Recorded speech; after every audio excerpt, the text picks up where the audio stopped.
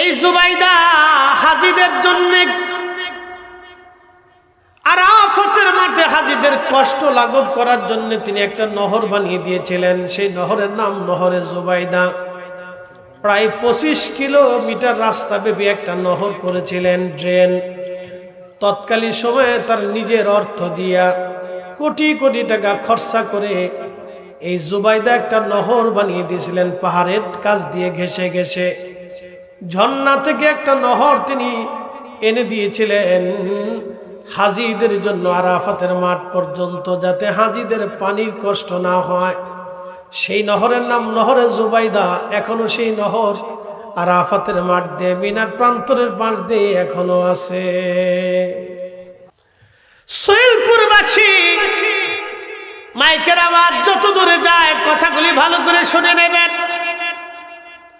সাহাবীরা যখন কালেমার দাওয়াত দিল নবীজি, এক আল্লাহর দাওয়াত, নবী বললেন জমিনে অন্যায় হবে না, নারী হত্যা হবে না, মিথ্যা চলবে না, অন্যায় ভাবে কারো সম্পদ কেড়ে নেওয়া হবে না, এবং যারা মাতুব্বর সর্দার আছে তারা অন্যায় ভাবে কোনো কিছু ভক্ষণ করতে পারবে না। নারীর অধিকার ফিরিয়ে দিতে হবে, শিশুর অধিকার, এতিমের হক, আল্লাহর কোরআনের বিধান, রসুলের সুন্নাত তরিকা, ইনসাফ যখন নবীজি প্রতিষ্ঠিত করতে গেলেন তখনই এসে গেল বাধা। বাধা যারা দিলেন তারা কাফেররা, মক্কার পৌত্তলিকরা। তারা বললেন না, তা হবে না, মুহাম্মদ নবী আমরা মানি না। কিন্তু সেই সময় মুষ্টিমেয় কিছু রসুলের সাহাবী নবীকে লা ইলাহা ইল্লাল্লাহু মুহাম্মাদুর রাসূলুল্লাহ সাল্লাল্লাহু আলাইহি ওয়াসাল্লাম, হাজার হাজার লক্ষ লক্ষ কাফিরের ভিড়ে কয়েকজন সাহাবী কালেমা মেনে নিলেন। তার মধ্যে একজন সাহাবীর নাম হযরত বেলাল, আরেকজন সাহাবীর নাম হযরত সুমাইয়া, একজনের নাম হযরত ইয়াসার, একজনের নাম হযরত রাসূল খাব্বাব রাদিয়াল্লাহু আনহু। এইভাবে কিছু গরিব গরিব সাহাবীরা নবীকে মেনে নিল। এক নম্বর সুমাইয়া রাদিয়াল্লাহু আনহা, তিনি কৃতদাসী ছিলেন, তিনি হত দরিদ্র মিসকিন ছিলেন। শুধু দরিদ্র হওয়ার কারণে, কৃতদাসী হওয়ার কারণে আবু জাহেল তাকে ধরে নিয়ে আসলো। ধরে এনে তার হাত পা গুলি বাঁধলো। আবু জাহেল বলল, সুমাইয়া তুই একটা দাসী হয়ে তোর সাহস কি করে হয়, তুই মুহাম্মাদের কালেমা মেনে নিয়েছিস। হযরত সুমাইয়া ডাক দিয়ে বলে, আবু জাহেল আমার জীবন নিয়ে নিতে পারো, কিন্তু আমি মুহাম্মাদের তরিকা ছাড়বো না, আমি ওই কালেমা ছাড়বো না, আমি মুহাম্মাদকে আখিরি নবী মানছি, সেটা ছাড়বো না সাল্লাল্লাহু আলাইহি ওয়াসাল্লাম। একবার জোরে বলা যাবে কি মারহাবা।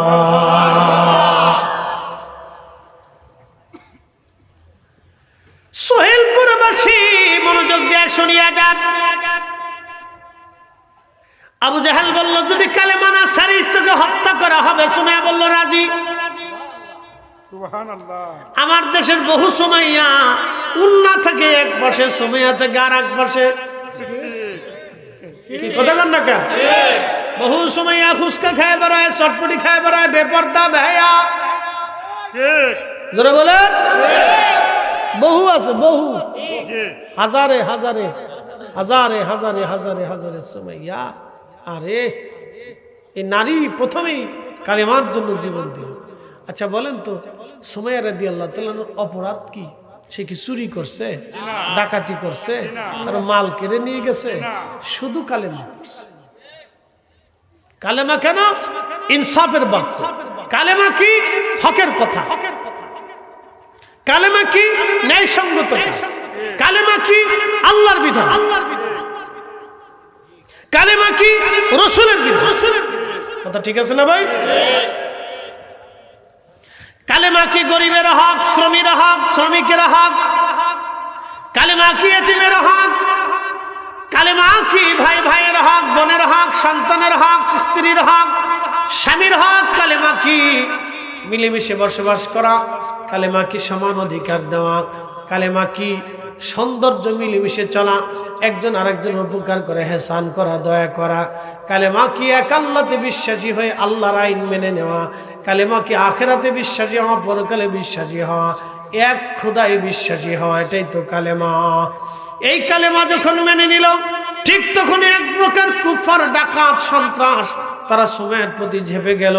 হযরত সুমাইয়া বললেন, না, জীবন দিতে রাজি আছি কিন্তু ঈমান দিতে রাজি নাই। তখনই হযরত সুমাইয়া রাদিয়াল্লাহু আনহার গুপ্তাঙ্গে আবু জাহেল বর্ষা দিয়ে খুঁচিয়ে নির্মম ভাবে তাকে হত্যা করা হলো। আহা, যখন আবু জাহেল তাকে বর্ষা দিয়ে বারে বারে আঘাত করত, হযরত সুমাইয়ার আর্তচিৎকারে আকাশ পাতাল ভারী হয়ে গেল। সুমাইয়ার গগন বিদারী আওয়াজে মক্কার আকাশ পাতাল ভারী হয়ে গেল, কিন্তু তাকে সাহায্য করার জন্য কেউ আসে নাই। শুধু সুমাইয়া বলতেছিল, ইয়া রাব্বি, যে সত্যটা বুকে ধারণ করেছি, যে কালেমা আমি গ্রহণ করেছি, ইয়া রাব্বি আল্লাহ, যে কালেমা গ্রহণ করেছি আল্লাহ, আমার হৃদয় থেকে সেই কালেমা তুমি বের করে দিও না আল্লাহ, আমার হৃদয় থেকে সেই কালেমা তুমি বের করে দিও না আল্লাহ। হযরত সুমাইয়া রাদিয়াল্লাহু আনহা শহীদ হয়ে গেলেন। রব্বানা লা তুজিগ কুলুবানা বা'দা ইয হাদাইতানা ওয়া হাব লানা মিন লাদুনকা রাহমাতান ইন্নাকা আনতাল ওয়াহ্হাব। হে আমাদের রব, হেদায়েতের রাস্তা দেখানোর পরে গোমরা বানাই দিও না আল্লাহ, আহলে সুন্নাত ওয়াল জামাতের অনুসারী বানানোর পরে বেঈমান বানাইও না, বাতিল বানাইও না। একবার জোরে জোরে বলা যাবে কে আমিন।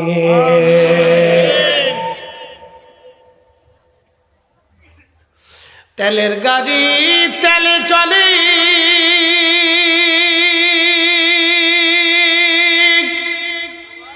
হাওয়ার গাড়ি হাওয়ায় উড়ে,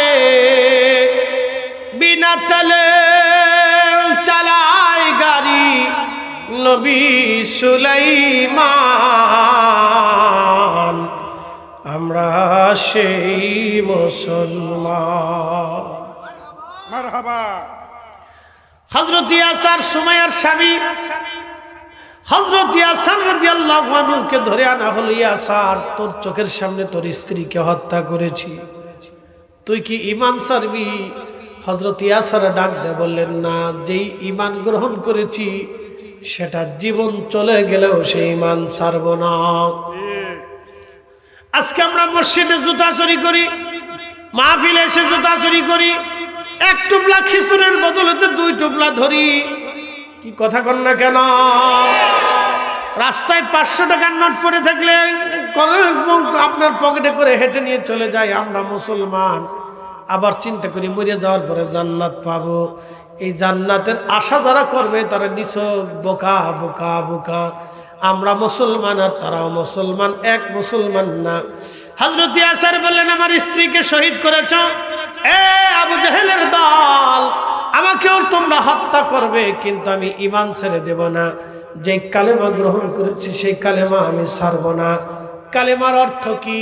কালেমার অর্থ হলো পৃথিবীতে ন্যায় সঙ্গতভাবে চলা, অন্যায় না করা, হারাম না খাওয়া, জুলুম না করাই হলো কালেমার শর্ত।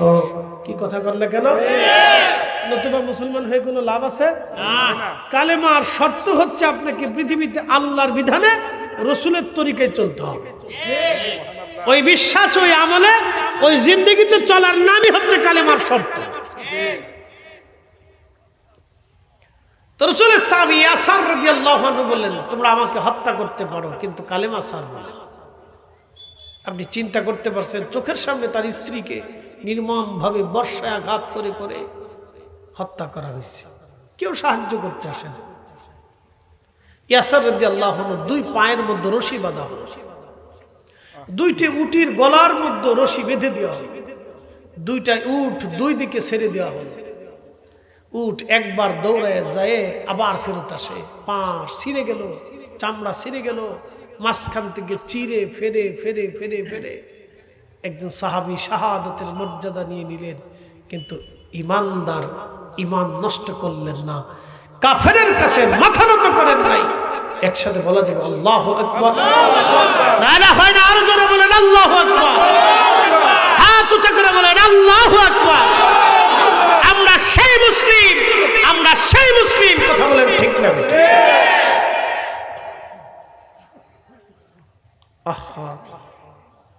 হযরত ইয়াসার শহীদ হলেন, বেলাল রাদিয়াল্লাহু আনহুকে ধরে আনা হলো। কৃতদাস, হত দরিদ্র।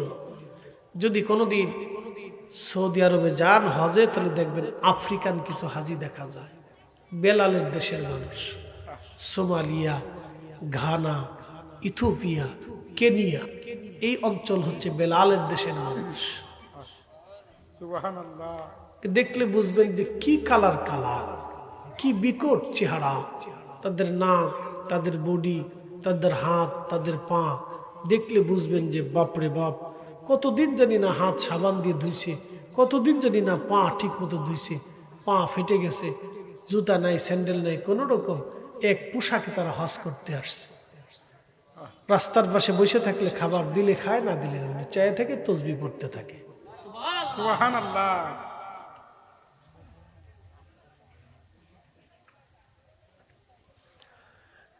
মুসলমান খুব মনোযোগ দেবেন। হাবশি, ইথিওপিয়া, কেনিয়া, ঘানা, সোমালিয়া, এই অঞ্চলটাকে, সেনেগাল দিয়ে এই অঞ্চলটাকে আগে হাবশি দেশ বলা হতো,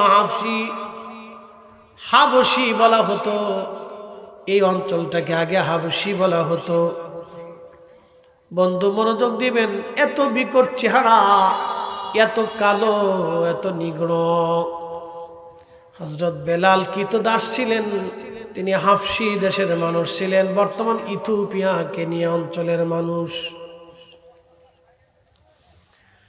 এই হাবশি দেশের মানুষ হওয়ার কারণে কৃতদাস বেলালকে ধরে আনা হলো।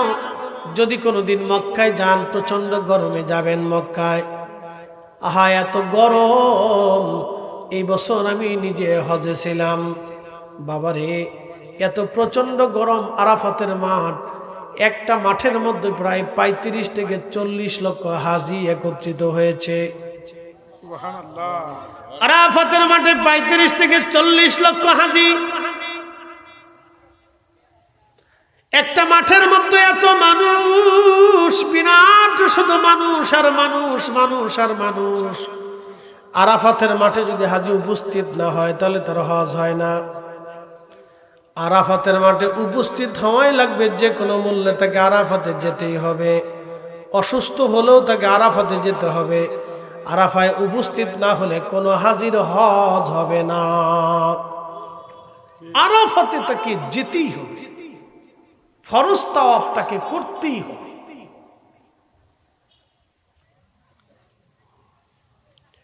আরাফাতে তাকে যেতেই হবে, মুজদালিফাতে তাকে যেতেই হবে, মিনাতে তাকে যেতেই হবে, অসুস্থ হলেও যেতে হবে। তবে জমারাতে প্রথমবার যাওয়ার পরে এরপরে আর উপস্থিত না হলেও হবে, অন্য কেউ আপনার পাথর মেরে দিলেও হবে। কিন্তু আরাফাতে, মুজদালিফা, মিনাতে আপনাকে যেতেই হবে। ফরজ তাওয়াফ আপনাকে করতেই হবে, বিদায়ী তাওয়াফ আপনাকে করতে হবে, অসুস্থ হলেও করতে হবে। বন্ধ মনোযোগ দিবেন। আরাফাতের মাঠে এত গরম, আমার চোখের সামনে একজন হাজি ছটফট করে মরে গেল। প্রচন্ড গরমে, হিট স্ট্রোক, গরম সহ্য করতে না পেরে হাজি মারা গেল। বাজান খুব মনোযোগ দিবেন, এত প্রচন্ড গরম আরাফাতের মাঠ। এই আরাফাতের মাঠ আপনি দেখেন, সেই প্রচন্ড গরমে হযরত বেলালকে ধরে নিয়ে মরুভূমির মধ্যে হাত পা গুলি বেঁধে, বুকের উপর, পিঠের উপরে পাথর চাপা দিয়ে তারা চলে আসতো। প্রচন্ড গরমে, লু হাওয়ায় হযরত বেলালের কলিজা শুকায় যাইত। প্রচন্ড গরমে গা ঝলসে যাইত। প্রচন্ড গরমে বেলাল মাঝে মধ্যে অজ্ঞান হয়ে পড়ে যাইতেন। যখন হুশ আসতো, তখন একটা বাক্য আসতো, আহাদ আহাদ আহাদ, আল্লাহ এক, আল্লাহ এক, কুল হু আল্লাহু আহাদ, আল্লাহ এক, আল্লাহ এক, আল্লাহ এক। একবার জোরে বলা যাবে কি আল্লাহু আকবার? আল্লাহ কয়জন? একজন। কয়জন? একজন। तमाम সৃষ্টিকে সুনিয়ন্ত্রিত ভাবে, পুঙ্খানুপুঙ্খ রূপে সালাইকে আল্লাহ। ডিসেম্বরে জানুয়ারিতে শীত আসবেই। কি কথা কর না কেন? ডিসেম্বর জানুয়ারিতে শীত আসবেই। যদি পারমাণবিক বোমাও মারা হয় তারপরও শীত আসবেই। এই শীতটা আসে কার আইনে? একসাথে বলেন না, কার আইনে? না শীতের দেবতা আলাদা আছে, গরমের দেবতা আলাদা, বৃষ্টির দেবতা আলাদা, সূর্যের দেবতা আলাদা? না না না, কোনো দেবতা আলাদা নাই। এক আল্লাহর আইনে সব সুনিয়ন্ত্রিত ভাবেই চলে। যদি দেবতা আলাদা হতো তাহলে এই পৃথিবী সুনিয়ন্ত্রিত ভাবে চলার কোনো কথাই হয় না, দেবতারই মারামারি করে মরে যেত। প্রিয় উপস্থিতি, মনোযোগ দিবেন। কষ্ট হচ্ছে আপনাদের, বুঝতে অসুবিধা? রাত্র তো বেশি হয়নি, কেবল 1.5 ঘন্টা চলতেছে। 2-4 ঘন্টা না হলে কি আর ওয়াজ হয়? কালকে মাহফিল করছি 4টে, রাত 3টের সময় শেষটার মোনাজাত দিছি, 3:15। এবার বুঝে নালা ফজরের সময় খাবার খাইছি।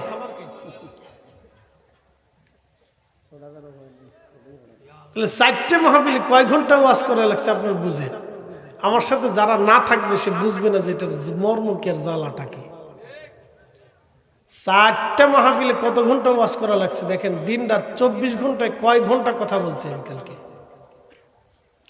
এরকম প্রতিনিয়ত। কালকে 3টে মাহফিল, আগামীকাল, তারপরের দিন 2টে, প্রতিনিয়ত চলতেছে এইভাবে। কথা বুঝিয়ে বুঝিয়ে মাহফিল মেসিং করে দিয়ে তারপরে যেতে হয়। মানুষ ভাবে মনে হয় যে ফরিদি সাহেব আসলো গাড়ি নিয়ে আবার চলে গেল, আমার সাথে 2 দিন ঘুরেন তাহলে বুঝবেন। প্রিয় উপস্থিতি, মনোযোগ সব। আল্লাহর দয়া, আপনাদের দোয়া, খুবই কথাগুলি মনোযোগ দিবেন। হযরত বেলাল রাদিয়াল্লাহু আনহু শুধু আহাদ আহাদ আহাদ আহাদ, আল্লাহ এক, আল্লাহ এক, আল্লাহ এক, আল্লাহ এক, আল্লাহ এক, আল্লাহ এক, কুল হুয়াল্লাহু আহাদ, আল্লাহুস সামাদ, লাম ইয়ালিদ ওয়া লাম ইউলাদ ওয়া লাম ইয়াকুল লাহু কুফুয়ান আহাদ। একবার জোরে বলবেন কি আল্লাহু আকবার। সোহেলপুরবাসী মনোযোগ দিবেন। এক নাস্তিক পণ্ডিত ইমামুল আজম আবু হানিফা রাহমাতুল্লাহির কাছে এসে বললেন, হে মুসলমানদের ইমাম, আমার 3টা প্রশ্নের জবাব যদি তুমি দিতে পারো তাহলে আমরা কালেমা পড়ব। তবে প্রশ্নের জবাব তুমি কোরআন হাদিস দিয়ে দিলে হবে না, যুক্তি দিয়ে দিতে হবে। তো তখন ইমাম আজম আবু হানিফা বললেন, বলো নাস্তিক প্রধান, কি বলতে চাও তুমি? বলে, বলো, তোমরা যে বলো আল্লাহ এক, তোমরা যে বলো আল্লাহ এক, আল্লাহর আগে কিছু নাই, তাহলে আমরা কি করে মানবো আল্লাহ এক? এবং আল্লাহর আগে শুরু নাই, আল্লাহর শেষ নাই, আল্লাহর আগে কিছু নাই, আমরা কি করে মানবো বলো? আল্লাহর আগে যে কিছু নাই তার দলিল কি? আল্লাহর আগে কিছু নাই তার দলিল কি? ইমাম আজম আবু হানিফা বলেন, হে নাস্তিক, বলো 1 থেকে 10 পর্যন্ত গুনো। তো নাস্তিক 1 2 3 4 5 6 7 8 9 10। ইমাম আজম আবু হানিফা বললেন, তাহলে 10 থেকে 1 পর্যন্ত গুনো। বলে 10 9 8 7 6 5 4 3 2 1। বলে 1-এর আগে কি? বলে 1-এর আগে তো কিছুই নাই। বলে 1-এর আগে কিছুই যেহেতু নাই, তাহলে আমার আল্লাহ এক, আমার আল্লাহর আগেও কিছু নাই। জোরে বলেন আল্লাহু আকবার। সুন্দর ফুল, সুন্দর ফল, মিঠা নদীর পানি, খুদা তোমার মেহেরবানি, খুদা তোমার মেহেরবানি। তুমি কতই দিলে রতন, ভাই বাড়াদার পুত্র স্বজন, কে কে দিছে? তুমি কতই দিলে রতন ভাই বাড়াদার পুত্র স্বজন, ক্ষুধা পেলে অন্ন যোগাও, মানি চাই না মানি খুদা তোমার মেহেরবানি। সুবহানাল্লাহ। এবারে নাস্তিক বলল, এ মুসলমান, তাহলে জবাব দাও, তোমার আল্লাহ তো আছে? বলে হ্যাঁ। তো আল্লাহ এখন কোন দিকে চাইয়া রইছে? নাস্তিক বলতেছে, আল্লাহ কোন দিক তাকানো আছে বলো, আল্লাহ কোন দিক তাকানো আছে বলো। তখন ইমাম আজম আবু হানিফা রাহমাতুল্লাহ আলাইহি একটা মোমবাতি জ্বালাইলেন। মোমবাতি জ্বালায় বলেন, নাস্তিক বলো আগুন কোন দিক তাকায় আছে, আগুনের আলো কোন দিকে গেছে? নাস্তিক বলল, আগুনের আলো সব দিকে আছে। ইমাম আজম বললেন, আমার রব আমার মালিক আমার আল্লাহ রাব্বুল আলামিন, আমার রব আমার আল্লাহ সব দিক তাকায় আছেন, কারণ তিনি যে রব, এই আগুনটাকে যিনি সৃষ্টি করলেন, তাহলে আগুন যদি সব দিকে তাকানো থাকে, সব দিকে আলো যদি তার ছড়ায় যায়, তাহলে আমার আল্লাহর নুরানি চক্ষু মুবারক সব জায়গায় তাকানো আছে। একবার জোরে বলা যাবে কি মারহাবা?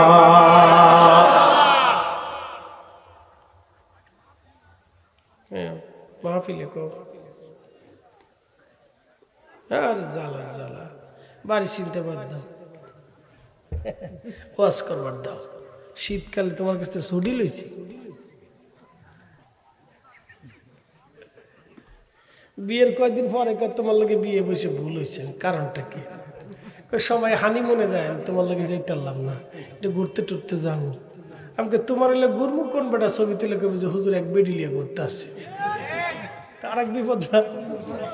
আমরা সুন্নিকে তো বিপদের কোনো শেষ নাই।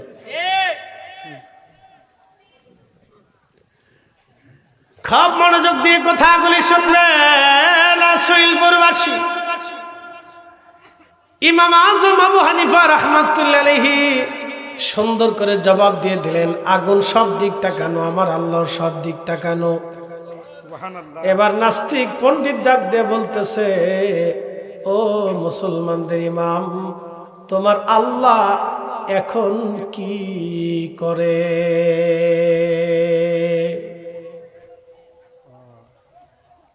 তোমার আল্লাহ এখন কি করে বলো। তখন ইমামুল আজম আবু হানিফা বলতেছেন, তাহলে পণ্ডিত আপনি একটু নিচে নামেন, আমি তার জবাব দিতেছি। সুবহানাল্লাহ। পণ্ডিত চেয়ারে বসা, পণ্ডিত চেয়ার থেকে নিচে নামছে নাস্তিক। নামার পরে ইমাম আজম আবু হানিফা চেয়ারে বসছে, বসে বলতেছে, ও পণ্ডিত, আল্লাহ এখন কি করে জানেন? আল্লাহ আপনার চেয়ার থেকে নামাইয়া আমারে আপনার চেয়ারে আল্লাহ বসাইছে। বলে যুক্তি দিয়ে উত্তর দিতে হবে, তোমাদের কোরআন হাদিস দিয়ে দিলে হবে না। ইমাম আজম আবু হানিফা যুক্তি দিয়ে দলিল দিতেছে যে আল্লাহ তোরে চেয়ারতে নামাইয়া আমার চেয়ারে বসাইছে।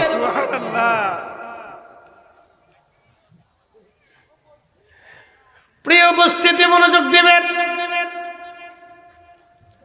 আল্লাহ কয়জন?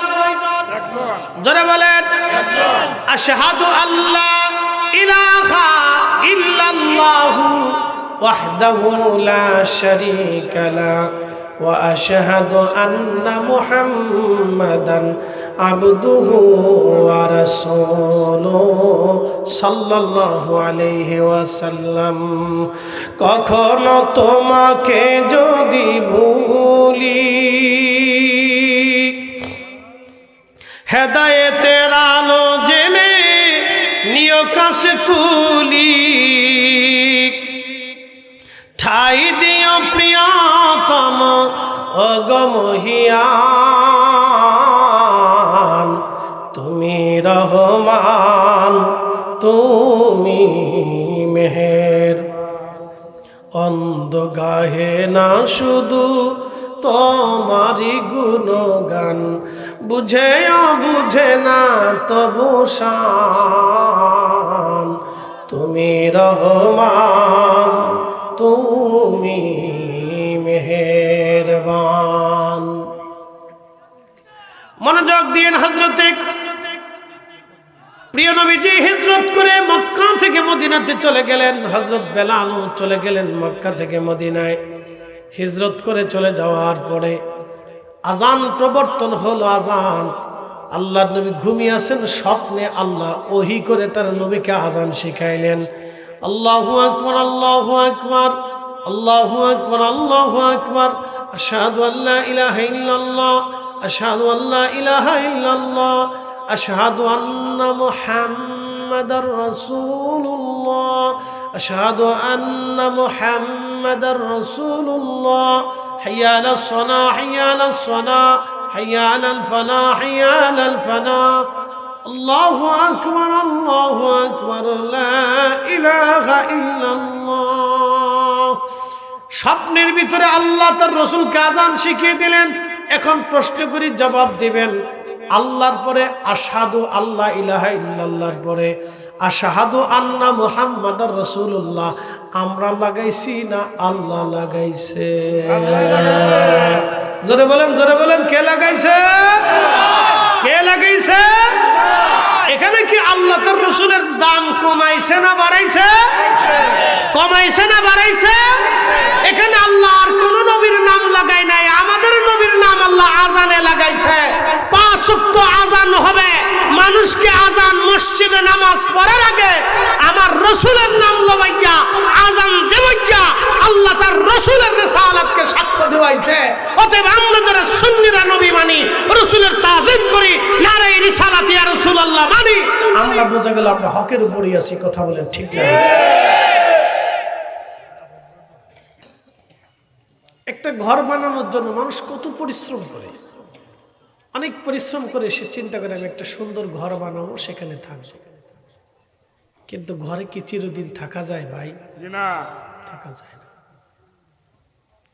আমাদের যেই ঘরে আমরা থাকবো সেই ঘরটাকে সুন্দর করি না। বলে হুজুর সেই ঘর সুন্দর করতে হলে কি করতে হবে? 1 নম্বরে হালাল খাবারে আসতে হবে। যার হালাল নাই তার নামাজ রোজা কবুল নাই। কথা ক্লিয়ার? এই শুনে যাবেন, যার খাবার হালাল নাই তার নামাজ রোজা কবুল নাই। যার খাবার হালাল সে 5 ওয়াক্তের জায়গায় 1 ওয়াক্ত যদি পড়ে তাও কবুল। আর যার খাবার হারাম সে 5 ওয়াক্তের জায়গায় যদি 5 ওয়াক্ত পড়ে নফল নামাজ পড়ে কোরআন তেলাওয়াত নিয়ে মসজিদে তাসবিহ নিয়েও পড়ে থাকে তাও কবুল হবে না। কথা ক্লিয়ার না ভেজাল আছে? ভালো করে বুঝে যাবেন, যার খাবার হালাল, যার খাবার হালাল সে 1 ওয়াক্ত নামাজও যদি পড়ে তাও কবুল।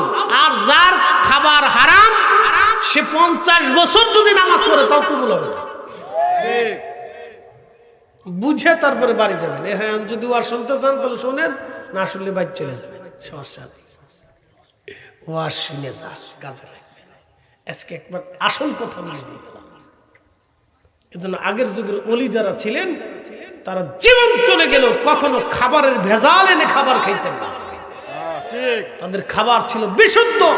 পানির মধ্যে ফু দিলে শুধু পানি থাকে নাই, এটা ক্যান্সারের ওষুধ বানিয়ে দিছে না। কি কথা কন না কেন? ওলি কি গাছে ধরে? কলি ওলি হওয়া যায় না? না না, ওলি হইতে হলে তাকে সর্বপ্রথম হালাল খাবারের ভিতরে নিয়ে আসতে হবে। গাঁজা খেয়ে যদি অলি হওয়া যায় তো তাতে কাজই হয়েছিল। কোনটা মোষ কোনটা দাড়ি হেতা নিজেও জানে না, 7 দিন পর্যন্ত গোসল করে না, শরীরে পাড়ার গন্ধ। হেতে হয়েছে আমার সাহসুবি। সাহসুবি মুর্শিদে কামেল মরে যাওয়ার পরে একটা কবর বানাই দিয়ে ফুল টুল দিয়ে সাজায় দেখে মাজার শরীফ। শয়তান কোথাকার, এই মাজার করে বানাইতে কইছে। এই কি কথা বল? কিসের মাজার? কিসের মাজার? হাজির এই সমস্ত ফাজলিমের জন্য সুন্নিয়তের কলঙ্ক হয়েছে আজকে। ঠিক কি কথা কর না কেন? এই সমস্ত ফাজলিমের জন্য সুন্নিয়তের কলঙ্ক হয়েছে। মাজার যদি হয়তো শাহজালালের তো হবে, শাহপরের তো হবে, 360 আউলিয়ার তো হবে, নির্ভরযোগ্য আউলিয়া কেরামের মাজার হইলে তাহলে আমরা সেখানে জিয়ারতে গেলে আমাদের কাজ হবে। ঠিক আজারে বাজারে গান জুটি পান জুটি হিরুইনছি বিরিনছি বাবা খোর ফকির ফক্কার তাবিজ কবজ করছে, কুফুরি কালাম হেতার মাজার বানাই ফেলছে।